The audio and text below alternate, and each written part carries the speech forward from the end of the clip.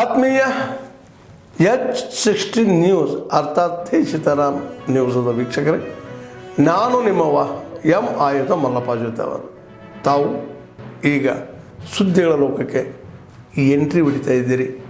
ಈ ಸುದ್ದಿಗಳನ್ನು ಪ್ರತಿಯೊಂದು ನೋಡೋ ಜೊತೆಗೆ ನಿಮ್ಮ ಅಭಿಪ್ರಾಯಗಳನ್ನು ಹಂಚ್ತಾ ಇರಿ. ಯಾಕಂದರೆ ಈ ಸುದ್ದಿಗಳು ನಿಮಗಾಗಿ, ನಿಮ್ಮ ಬದುಕಿಗಾಗಿ, ನಿಮ್ಮ ವೈಚಾರಿಕೆಗಾಗಿ, ನಿಮ್ಮ ತಿಳುವಳಿಕೆಗಾಗಿಯೂ ನಿಮಗೂ ಗೊತ್ತು.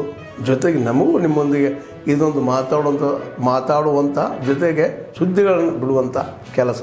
ಈ ಕೆಲಸದಲ್ಲಿ ನಾವು ನಿಮ್ಮೊಂದಿಗಿದ್ದೀವಿ ಅಂತ ಹೇಳ್ತಾ ನೋಡ್ತಾ ಇರಿ ಈ ಸುದ್ದಿಗಳನ್ನು. ಅವರಿಗೆ ಇದೊಂದು ಎಲ್ಲ ಸ್ಟಾಫ್ ನೋಟಿಸ್ ಕೊಟ್ಟು ಅಲ್ಲಿ ಯಾವುದೇ ರೀತಿ ಹಣ ಪಡಿಬಾರ್ದು ಅಂತ ಹೇಳಿ ಎಲ್ಲ ಇದು ಮಾಡಿದ್ವಿ ಸರ್.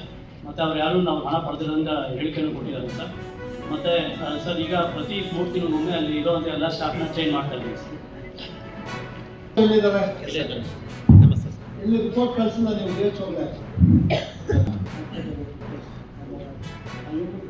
ಯಾವುದೇ ಕಾರಣಕ್ಕೆ ನಮ್ಮ DHO ಕೊಟ್ಟಿದ್ದಾರೆ.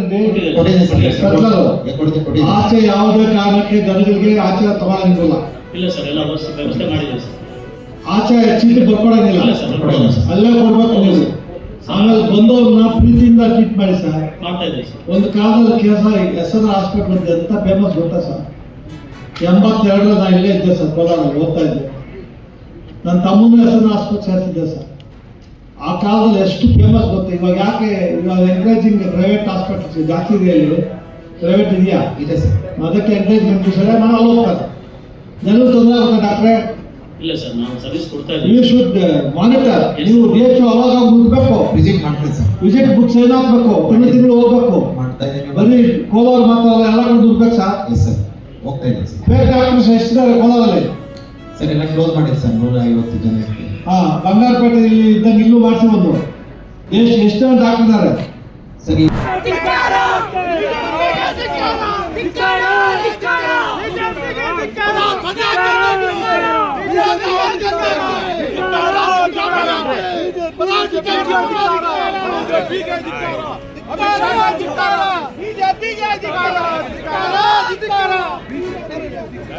अमित शाह के धिक्कार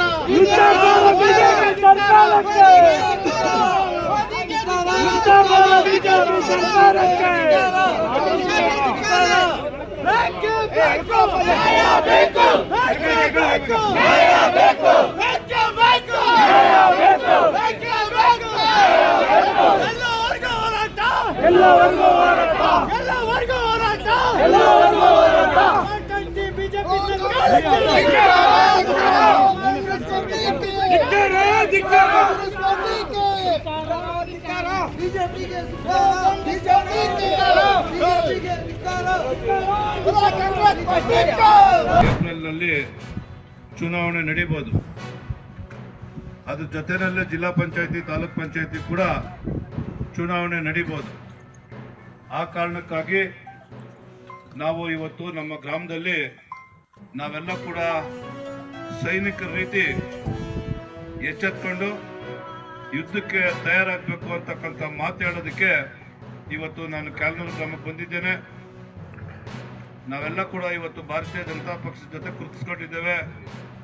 ಇವತ್ತು ಕೇಂದ್ರದಲ್ಲಿ ನರೇಂದ್ರ ಮೋದಿ ಅವರು ಬಹಳಷ್ಟು ಬಡವರ ಬಗ್ಗೆ ಬಹಳಷ್ಟು ಯೋಜನೆಗಳನ್ನು ಕೊಟ್ಟಿರ್ತಕ್ಕಂಥದ್ದು. ಇವತ್ತು ದೇಶನೇ, ಇಡೀ ವಿಶ್ವವೇ ಇವತ್ತು ನರೇಂದ್ರ ಮೋದಿ ಅವರನ್ನು ಮೆಚ್ಕೊಂಡಿದ್ದಾರೆ. ಹಾಗಾಗಿ ಬಡವರಿಗೆ ಏನು ಗ್ರಾಮಗಳಲ್ಲಿ ಶೌಚಾಲಯ ನಿರ್ಮಾಣ ಮಾಡೋದ್ರ ಮುಖೇನ ಒಂದು ನೈರ್ಮಲ್ಯನ ಕಾಪಾಡಬೇಕು. ಪ್ರತಿ ಮನೆಗೂ ಕೂಡ ಶೌಚಾಲಯ ಇರಬೇಕು.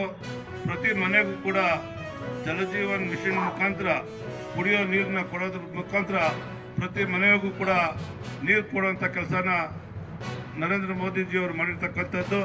ಪ್ರತಿ ರೈತರಿಗೂ ಕೂಡ ಮಾನ್ಯ ತಾಲೂಕು ದಂಡಾಧಿಕಾರಿಗಳೇ ಹಾಗೂ ಪುರಸಭೆ ಅಧಿಕಾರಿಗಳೇ, ಕೃಷಿ ಉತ್ಪನ್ನ ಮಾರುಕಟ್ಟೆ ಅಧಿಕಾರಿಗಳೇ, ಅವರೇಕಾಯಿ ವಹಿವಾಟನ್ನು ನಗರದ ಹೃದಯ ಭಾಗದಲ್ಲಿರುವ MG ರಸ್ತೆಯಿಂದ ಕೃಷಿ ಉತ್ಪನ್ನ ಮಾರುಕಟ್ಟೆಗೆ ಇಲ್ಲವೇ ಸೂಕ್ತವಾದ ಜಾಗಕ್ಕೆ ವರ್ಗಾವಣೆ ಮಾಡುವ ಸ್ಥಳಾಂತರಿಸುವುದು ಯಾವಾಗ?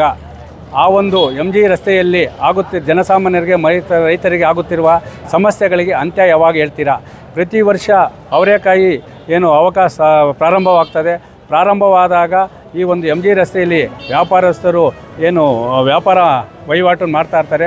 ರೈತರು 3 ತಿಂಗಳು ಕಷ್ಟಪಟ್ಟು ರೋಗಗಳಿಂದ ರಕ್ಷಣೆ ಮಾಡಿಕೊಂಡು ಮಾರುಕಟ್ಟೆಗೆ ತಂದಂತಹ ಅವರೆಕಾಯಿ 3 ನಿಮಿಷದಲ್ಲಿ ಹರಾಜು ಹಾಕಿ ಹರಾಜುದಲ್ಲೂ ಸಹ ಮೋಸ ಆಗ್ತಾಯಿದೆ. ಮತ್ತು ಮೀಟರ್ ಬಡ್ಡಿದಂತೆ ಕಮಿಷನ್ ದಂಧೆ ಆಗ್ತಾಯಿದೆ. ಮತ್ತು ತುರ್ತು ಪರಿಸ್ಥಿತಿಯಲ್ಲಿ, ಯಾಕಂದರೆ ಆಸ್ಪತ್ರೆ ಅಲ್ಲೇ ಆ ಸರ್ಕಾರಿ ಆಸ್ಪತ್ರೆ ಇರೋದ್ರಿಂದ ತುರ್ತು ಪರಿಸ್ಥಿತಿಯಲ್ಲಿ ಬರುವಂತಹ ಆಂಬುಲೆನ್ಸ್ಗೂ ತೊಂದರೆ ಆಗ್ತಾಯಿದೆ. ಒಟ್ಟಾರೆಯಾಗಿ ಈ ಒಂದು ಅವರೆಕಾಯಿ ವಹಿವಾಟಿನಿಂದ ಜನಸಾಮಾನ್ಯರಿಗೆ ಮತ್ತು ರೈತರಿಗೆ ತೊಂದರೆ ಆಗ್ತಾಯಿದ್ರೂ ಸಹ ಈ ಒಂದು ಸಮಸ್ಯೆಯನ್ನು ಗಂಭೀರವಾಗಿ ತಾಲೂಕು ಆಡಳಿತವಾಗಿ ಪುರಸಭೆ ಅಧಿಕಾರಿಗಳಾಗಲಿ APMC ಅಧಿಕಾರಿಗಳೇ ಆಗಲಿ ಗಂಭೀರವಾಗಿ ಪರಿಗಣಿಸದೆ ರೈತರ ಜೀವನ ಜೊತೆ ಚೆಲ್ಲಾಟವಾಡ್ತಾಯಿದ್ದಾರೆ. ಯಾಕಂದರೆ ಕೃಷಿ ಉತ್ಪನ್ನ ಮಾರುಕಟ್ಟೆಯಲ್ಲಿ ಪರವಾನಗಿ ಪಡೆದಿರುವಂತಹ ವ್ಯಾಪಾರಸ್ಥರು ಕಡ್ಡಾಯವಾಗಿ ಅಲ್ಲೇ ಮಾಡಬೇಕು ವ್ಯಾಪಾರ.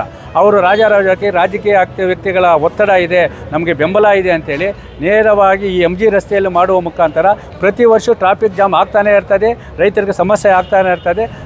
ಆದ್ಮೇಲೆ ಎಲ್ಲ ಸುದ್ದಿಗಳನ್ನು ನೋಡಿದ್ರಲ್ಲ, ಏನು ಅನಿಸ್ತು ನಿಮಗೆ? ಇದರಲ್ಲೇ ನಿಮ್ಗೆ ಲೈಕ್ ಆಗಿರ್ಬೋದು, ಡಿಸ್ಲೈಕು ಆಗಿರ್ಬೋದು, ಕಾಮೆಂಟ್ ಬೇಡಪ್ಪ ಅಂತೂ ಅನಿಸಿರ್ಬೋದು, ಕಾಮೆಂಟ್ ಮಾಡಬೇಕಪ್ಪ ಅನಿಸ್ಬೋದು, ಶೇರ್ ಮಾಡಬಾರ್ದಪ್ಪ ಅನಿಸಿರ್ಬೋದು, ಅದು ಮಾಡಬೇಕು ಅನಿಸಿರ್ಬೋದು. ಏನಾದರೂ ಆಗಲಿ ಶೇರ್ ಮಾಡ್ತಾಯಿರಿ, ಈ ನ್ಯೂಸ್ಗಳನ್ನ ಹಂಚ್ತಾ ಇರಿ, ಜೊತೆಗೆ ಇದಕ್ಕೆ ಸಬ್ಸ್ಕ್ರೈಬ್ ಆಗ್ತಾಯಿರಿ ಅಂತ ಹೇಳ್ತಾ H60 ನ್ಯೂಸ್ ಅರ್ಥಾತ್ ಹೇ ಸೀತಾರಾಮ್, ಇದು ಸತ್ಯದ ಕೈಗೆ ನಡಿ. ವಂದನೆಗಳು.